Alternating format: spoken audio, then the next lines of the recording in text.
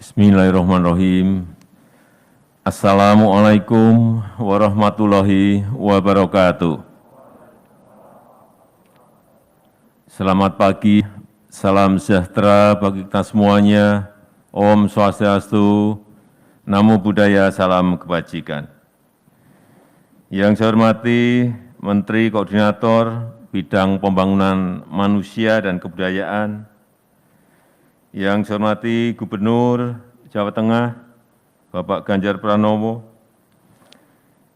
yang saya hormati Ketua Umum Majelis Rektor Perguruan Tinggi Negeri Indonesia, Bapak Profesor Dr. Jama Wiwoho, SHM, beserta para Wakil Ketua, Dewan Pengurus, dan seluruh anggota Majelis Rektor Perguruan Tinggi Negeri Indonesia, Bapak Ibu Rektor dan pimpinan universitas yang saya hormati, hadirin dan undangan yang berbahagia. Kita tahu, Bapak Ibu Rektor, bahwa revolusi industri 4.0, disrupsi teknologi, pandemi ini mempercepat gelombang besar perubahan dunia. Gelombang besar perubahan dunia. Sehingga yang terjadi adalah ketidakpastian itu sangat tinggi sekali. Sekali lagi, ketidakpastian itu menjadi tinggi sekali. Oleh sebab itu, pendidikan tinggi harus memfasilitasi mahasiswa untuk mengembangkan talentanya.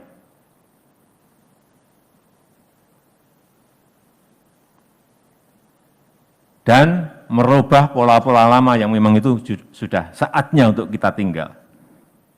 Jangan mahasiswa itu dipagari oleh terlalu banyak program-program studi di fakultas. Ini saya kira sudah berkali-kali saya sampaikan, tapi akan saya ulang terus.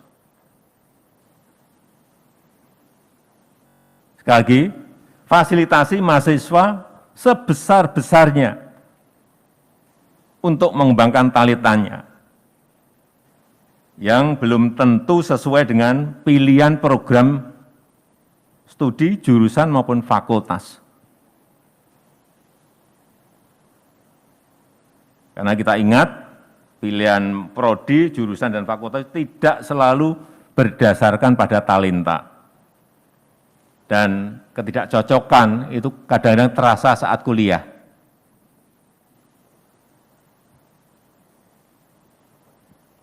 Karena yang kita tahu, orang bisa berkarir yang jauh dari ilmu di ijazahnya. Yang sering saya berikan untuk contoh itu Pak Budi Gunadi Sadikin.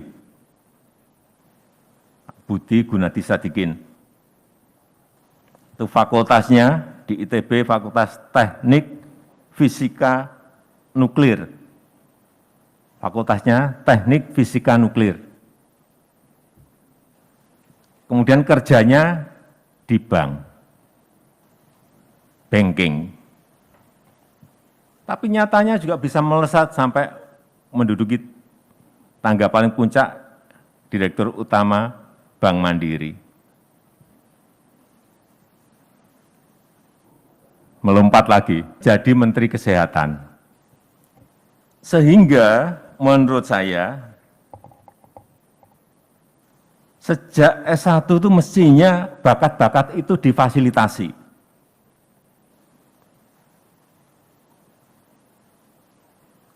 Kenapa itu penting untuk difasilitasi? Karena semua nantinya ini akan hybrid. Semua nantinya akan hybrid. Karena tadi, ketidakpastian global dan karena perubahan dunia yang begitu sangat cepatnya.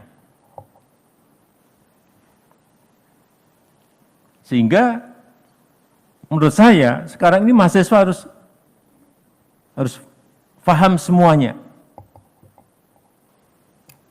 Paham matematik, paham statistik, paham komputer, paham ilmu komputer, paham bahasa, dan bahasa itu bukan bahasa Inggris saja. Ke depan bahasa coding, hati-hati mengenai ini. Perubahan ini akan cepat sekali karena pandemi, lebih cepat lagi karena pandemi.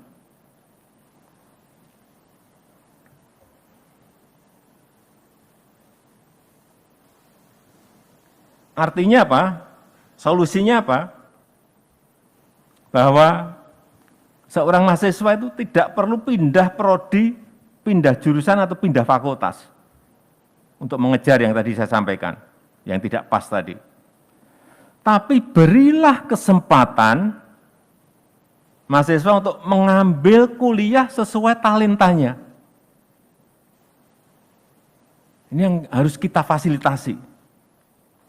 Perbanyak artinya apa? Perbanyak mata kuliah pilihan, baik di dalam kampus maupun di luar kampus. Sekali lagi, kita ini berada pada transisi perubahan besar dunia yang harus kita antisipasi. Berikan mahasiswa kemerdekaan untuk belajar. Belajar kepada siapa saja. Belajar pada praktisi, pada industri,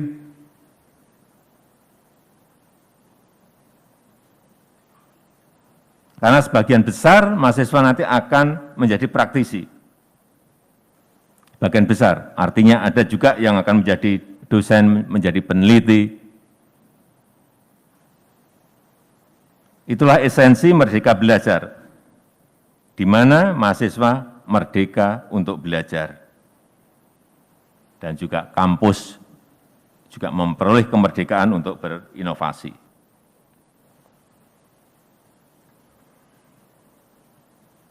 Sekali lagi, karena semuanya nantinya akan hybrid. Hybrid knowledge, hybrid skill, dan ke depan, bukan ke depan, sekarang sudah terjadi.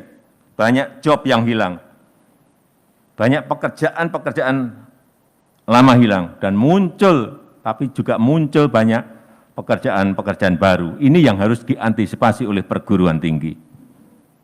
Inilah kecepatan perubahan yang betul-betul kita tidak duga dan dipercepat lagi oleh karena ada pandemi. Ini yang semua secepatnya kita harus masuk ke transisi dan mulai beradaptasi dengan hal-hal seperti ini. Sekali lagi, oleh sebab itu, mahasiswa harus disiapkan untuk siap belajar. Kembali lagi, siap belajar bahasa, siap belajar bahasa Inggris, siap belajar bahasa coding, disiapkan untuk ke sana. Hybrid skill.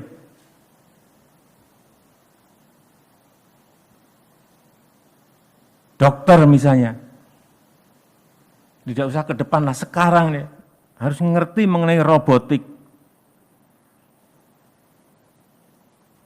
Karena surgery itu bisa dengan advance robotik dan jarak jauh.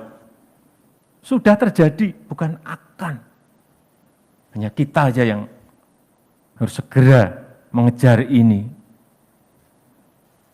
Artinya apa? Fakultas kedokteran, mau tidak mau harus ada mata pelajaran, mata kuliah tentang robotik. Kalau kita tidak cepat merubah hal seperti ini, ditinggal kita. Pertanian, IPB misalnya, masuk ke agritech, semuanya teknologi. Saya sampai enggak apa, satu baru melihat yang lain sudah keluar, besoknya lagi sudah keluar lagi yang lain-lain.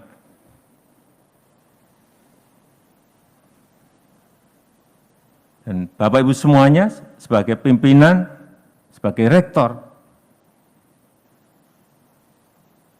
yang paling cepat bisa beradaptasi, mengadaptasi perubahan-perubahan seperti ini, siapa? Perguruan tinggi. yang cepat membawa negara ini masuk ke transisi untuk masuk ke gelombang perubahan besar ini, perguruan tinggi.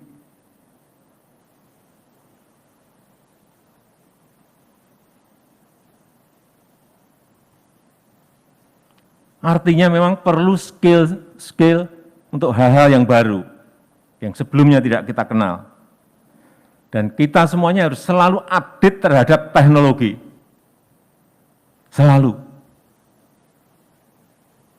Agriculture teknologi, ada pemupukan pakai drone,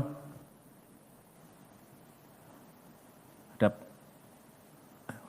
pengairan, panen, pengolahan tanah, semuanya melihat teknologi begitu sangat cepatnya berubah.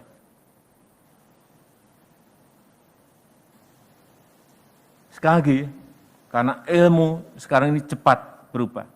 Sekarang mungkin Bapak Ibu sekalian memberi kuliah, mata kuliah mengenai A, semester depan mungkin sudah enggak relevan ini. Apalagi yang diajarkan masih ilmu-ilmu 20 tahun yang lalu, sudah. Dan ini terjadi, kita harus ngomong apa adanya. Harian saja berubah kok. Semester ini diajarkan A, nanti semester berikut kita ajarkan A, sudah mungkin sudah usang. Hati-hati mengenai ini. Oleh sebab itu, kemampuan untuk adaptasi belajar terhadap disrupsi, terhadap ketidakpastian, ini harus. Ini wajib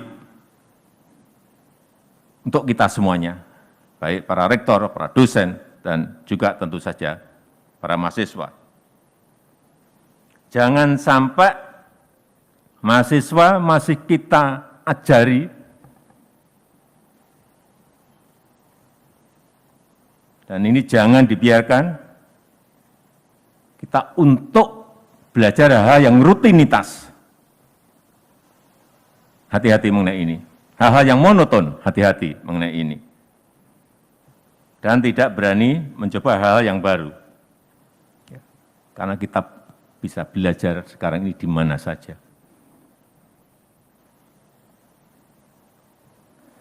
Oleh sebab itu, tugas universitas adalah mencetak, adalah melahirkan mahasiswa yang unggul dan utuh.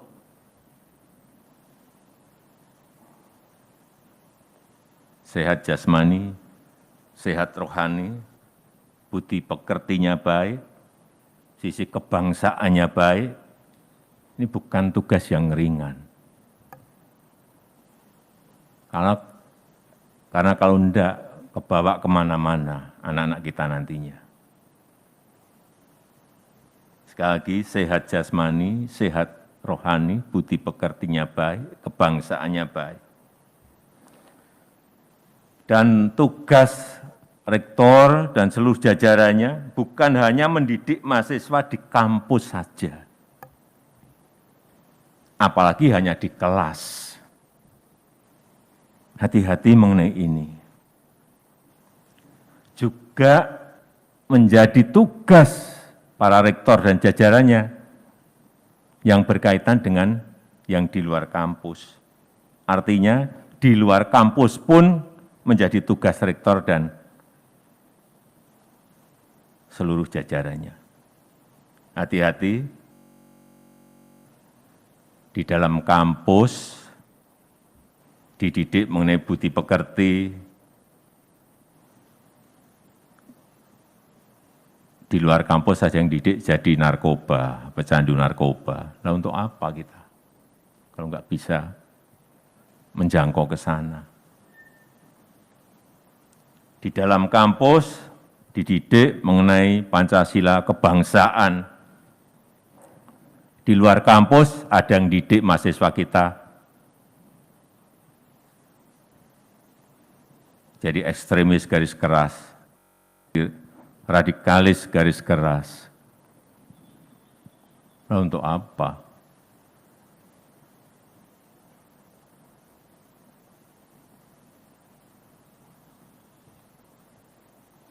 Jadi terakhir, tanggung jawab rektor itu ya di dalam kampus dan juga di luar kampus. Urusan hal yang kecil-kecil saja memang harus kita perhatikan.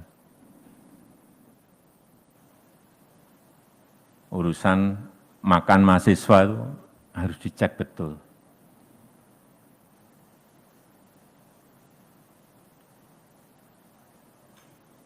Mohon maaf, saya ingat di UGM di Jogja.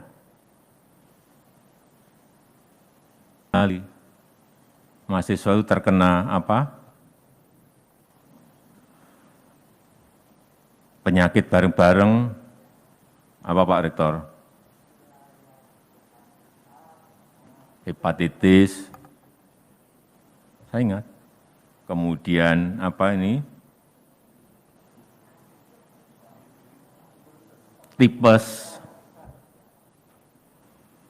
Karena apa? Warung-warung makan mahasiswa yang saya dulu juga mengalami, kalau nyuci piringnya di ember, airnya 1 ember dipakai pagi sampai tengah malam. Berikan mereka air mengalir. Mahasiswa kita jadi membawa penyakit semuanya. Hal kecil-kecil, tapi ya percuma kalau orang sepintar apapun, kalau tidak sehat untuk apa? Itu yang tadi saya sampaikan, unggul dan utuh. Sekali lagi, tanggung jawab rektor, ya di dalam kampus, ya di luar kampus. Saya rasa itu yang bisa saya sampaikan. Terima kasih, saya tutup. Wassalamualaikum warahmatullahi wabarakatuh.